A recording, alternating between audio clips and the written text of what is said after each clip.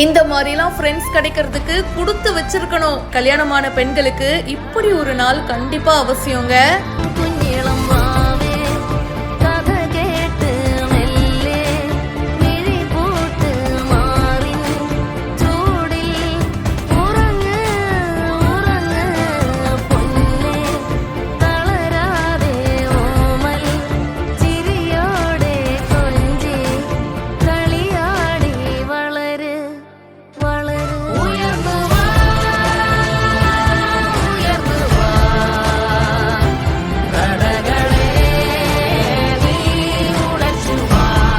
இந்த பெண் தோழிகள் தங்களோட பெஸ்ட் ஃப்ரெண்டோட வீட்டுக்கு சர்ப்ரைஸா போயிருக்காங்க.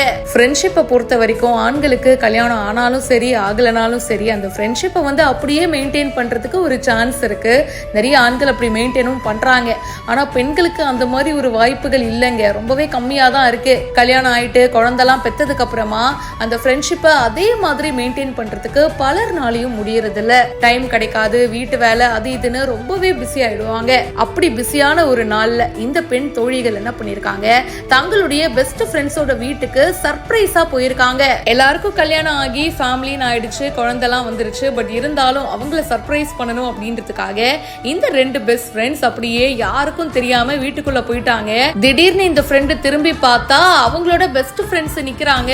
என்னடா நடக்குது இங்கன்னு ஒரு நிமிஷம் அவங்களுக்கு ஒண்ணுமே புரியல. செம்ம ஹாப்பி ஆயிட்டாங்க. ஜாலியா சிரிச்சு கதை பேசி அப்படியே கிளம்பி இன்னொரு ஃப்ரெண்டு வீட்டுக்கு போயிட்டு அவங்களையும் சர்ப்ரைஸ் பண்ணிருக்காங்க. இப்படி 2-3 பேரோட வீட்டுக்கு போய் சர்ப்ரைஸ்லாம் பண்ணி அதுக்கப்புறமா கோவிலுக்கு போயிட்டு அந்த டே ரொம்ப சூப்பரா போயிருக்குங்க.